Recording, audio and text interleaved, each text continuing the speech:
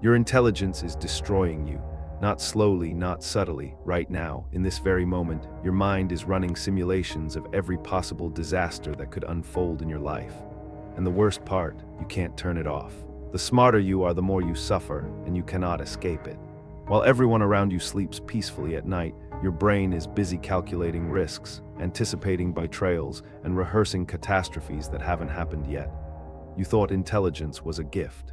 Intelligence is a curse. A study from Lakehead University found that people with higher verbal intelligence reported significantly more worry and rumination than their peers. Not slightly more, significantly more. And this isn't just about worrying too much. This is about a fundamental flaw in how brilliant minds process reality, a flaw that turns every advantage into a prison. As the philosopher Kierkegaard warned us, anxiety is the dizziness of freedom.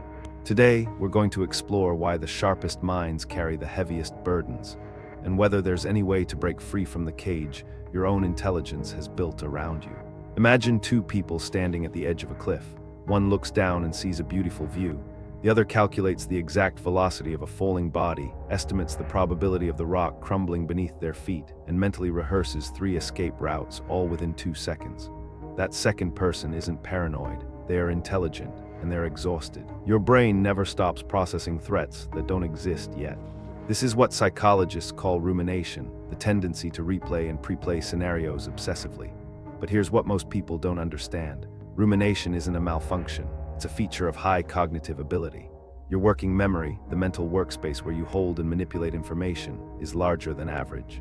You can hold more variables, more outcomes, more what-ifs simultaneously. A bigger mental workspace means a bigger stage for anxiety to perform on. Research from the University of Western Ontario demonstrated that individuals with higher IQ scores showed increased activity in the amygdala, the brain's threat detection center, when presented with ambiguous stimuli. In other words, when something is uncertain, average minds let it go. Brilliant minds sound the alarm. As Blaise Pascal once observed, all of humanity's problems stem from man's inability to sit quietly in a room alone. But what if sitting quietly is exactly what makes it worse? Here's something that will unsettle you. Your intelligence doesn't just make you think more, it makes you see more. And what you see, you cannot unsee. See more, suffer more. Intelligent people are pattern recognition machines. You walk into a room and within seconds you've read the body language, detected the social hierarchies, noticed who's lying, and predicted how the evening will end. Most people experience life like watching a movie. You experience life like reading the screenplay, the director's notes, and the audience reviews, all at the same time. Hyper-awareness. A study published in the journal Intelligence found that gifted individuals scored significantly higher on measures of sensory processing sensitivity. They literally perceive more information from their environment. Every micro-expression, every tonal shift, every inconsistency in someone's story, your brain catches it all. And here's the cruel irony.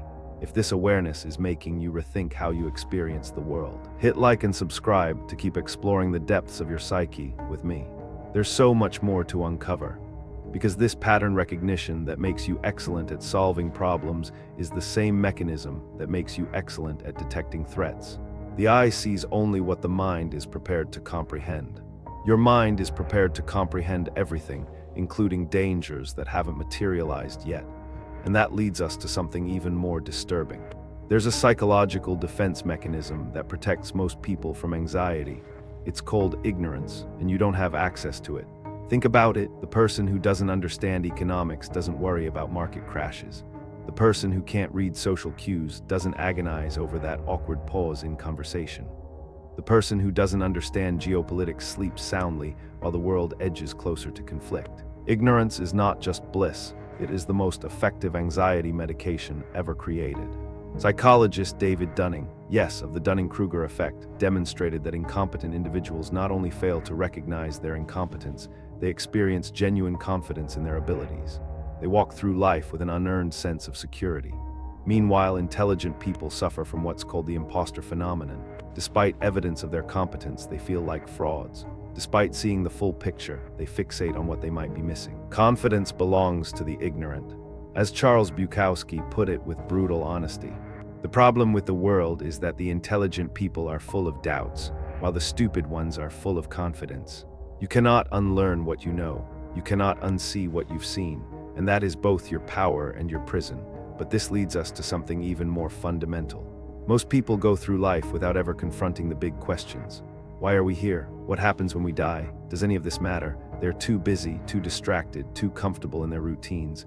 But intelligent minds can't avoid these questions. They crash into them like a car hitting a wall at full speed. The void stares back at those who dare to look. Existential psychologist Irvin Yalom identified 4 ultimate concerns that haunt the human psyche: death, freedom, isolation, and meaninglessness. Most people suppress awareness of these realities through what he called everyday concerns: work, gossip, entertainment, routine. But intelligent people see through these distractions.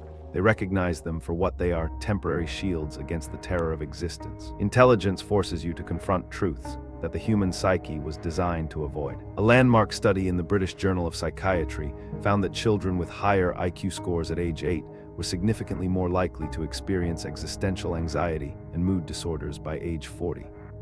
The researchers described it as the burden of potential, the weight of understanding that you could do more, be more, but that time and mortality set absolute limits. To live is to suffer, to survive is to find some meaning in the suffering.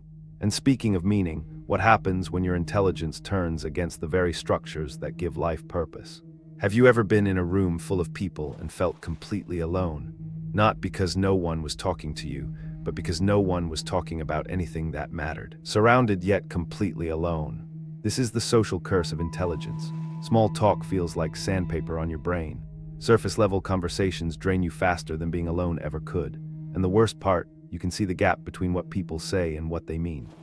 You watch people perform social rituals that feel hollow, exchange pleasantries that carry no real information, and bond over shared ignorance of things that actually matter. Your awareness creates a glass wall between you and everyone else. Research from the London School of Economics found that highly intelligent individuals actually experience decreased life satisfaction with more frequent social interactions. The opposite of what's true for the general population. It's not that intelligent people don't want connection. They crave it desperately. But they need a specific kind of connection, one built on depth, honesty, and intellectual stimulation. And that kind of connection is rare. As Nikola Tesla confessed in his later years, be alone, that is the secret of invention. Be alone, that is when ideas are born. But being alone by choice and being alone by necessity are two very different things. And this isolation feeds directly into what comes next. Every decision you make triggers a cascade of consequences your mind insists on calculating. Should you take that job, your brain instantly maps out 47 possible outcomes, weighs the probability of each, and then freezes. Paralyzed. This is analysis paralysis, and it strikes intelligent people with devastating precision. While the average person makes a decision and moves on, you're still running mental simulations 3 days later. Psychologist Barry Schwartz calls this the paradox of choice. More options should mean better decisions. But for intelligent minds, more options mean more variables, more potential regrets, and more anxiety about choosing wrong. The ability to see every option becomes the inability to choose any option. And this isn't just about big life decisions, it's about everything. What to eat for dinner, how to respond to a text message, whether that email sounded too aggressive or too passive. Your mind treats every choice as if the wrong answer could unravel your entire future. Every choice becomes a crisis. A study from Florida State University found that individuals with higher working memory capacity, a core component of intelligence, took significantly longer to make decisions and reported more decision-related anxiety. As the Stoic philosopher Epictetus taught, it is not things that disturb us, but our judgments about things. But what if your judgments are more accurate than everyone else's? Here's something nobody talks about. Intelligent people don't just think more, they feel more. And that emotional depth is crushing them. You absorb the suffering of everyone around you.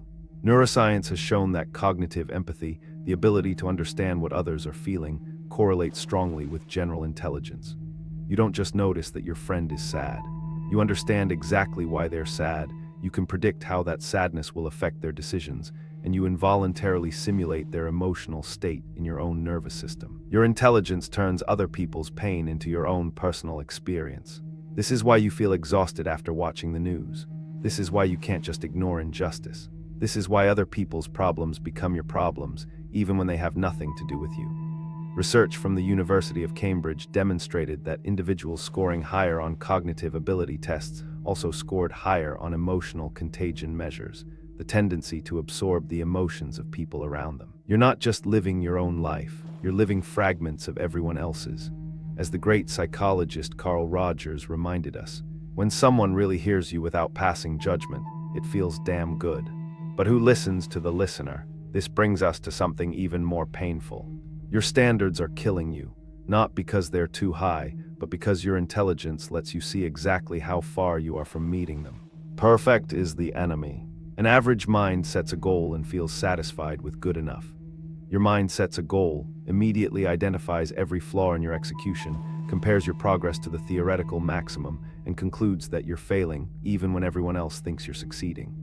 This is maladaptive perfectionism, and research consistently links it to anxiety disorders. A meta-analysis published in Psychological Bulletin found that perfectionism has increased dramatically over the past 3 decades, with the sharpest increases among high-achieving individuals. You are trapped in a cage built entirely from your own impossible standards. The cruelest part, your intelligence makes you acutely aware of the gap between where you are and where you could be. You can see your potential with perfect clarity, and that vision becomes a source of perpetual dissatisfaction rather than motivation. The clearer you see your potential, the more painful it becomes to fall short of it. As Voltaire wisely stated, "Perfect is the enemy of good." But knowing this intellectually and feeling it emotionally are 2 completely different things. And that gap between knowing and feeling reveals yet another layer of this curse. Most people go through life on autopilot. They react, they respond, they move through their days without ever stepping back to examine why they do what they do. You don't have that luxury. Exposed, your intelligence gives you relentless self-awareness, and that awareness is a double-edged sword that cuts deeper every day. You watch yourself procrastinate and simultaneously understand the psychological mechanisms causing it. You feel jealousy and immediately analyze whether it stems from insecurity or legitimate comparison. You get angry, and within seconds you're questioning whether your anger is justified or just displaced emotion from something else entirely. Psychologist Tasha Eurich found that while 95% of people believe they are self-aware, only about 10 to 15% actually are. And that small percentage, they report higher rates of anxiety and emotional turmoil. Seeing yourself clearly means seeing everything you wish you could change. You know your defense mechanisms by name. You can identify your cognitive biases in real time. You catch yourself in self-deception and can't even enjoy the comfort of your own lies. As Fyodor Dostoevsky wrote with devastating precision, pain and suffering are always inevitable for a large intelligence and a deep heart. But here's where everything shifts. Because awareness, despite its weight, holds the key to something extraordinary. Everything we've discussed might make intelligence sound like a life sentence. But here's the truth that changes everything. The same awareness that creates your anxiety is the only tool capable of dissolving it. Awareness heals what awareness wounds. Viktor Frankl, a psychiatrist who survived the Holocaust, discovered something profound inside the darkest human experience imaginable. He found that meaning transforms suffering. Not eliminates it, transforms it. Your intelligence isn't causing your anxiety. Your intelligence without direction is causing your anxiety. The cure is not less awareness, but awareness with purpose and direction. Cognitive behavioral therapy, the most evidence-based treatment for anxiety, works precisely because it uses intelligence to restructure thought patterns. Mindfulness meditation, supported by decades of neuroscience research, works because it trains awareness to observe without reacting. You don't need to become less intelligent. You need to learn to use your intelligence differently. 1. Channel pattern recognition toward solutions, not threats. 2. Practice deliberate cognitive diffusion. Observe thoughts without becoming them. 3. Accept uncertainty as the price of depth, not a threat to be eliminated. 4. Build connections with other deep thinkers who match your wavelength. As Viktor Frankl himself wrote from the depths of unimaginable suffering, between stimulus and response there is a space. In that space is our freedom. That space between what you perceive and how you react is where your intelligence finally becomes your greatest ally instead of your most relentless enemy. Your mind was never designed to be comfortable. It was designed to be aware. And awareness, real, deep, unfiltered awareness, comes at a cost that most people will never understand because most people will never pay it. Your anxiety is not a weakness, it is the price of seeing the world as it truly is. Every sleepless night, every spiral of overthinking, every moment of existential dread, these are not signs that something is wrong with you. They are signs that your mind is working at a level most people cannot comprehend. The question was never whether intelligent people are more anxious. The question is what you choose to do with that awareness. You can let it consume you, or you can let it guide you towards something extraordinary, a life examined, a mind understood, a purpose discovered not despite your anxiety, but through it. Curse becomes the gift. If you made it this far, comment curse lifted if you recognized yourself in every single segment. Because that recognition, that uncomfortable mirror, is exactly where transformation begins. Welcome to the Psyche Project.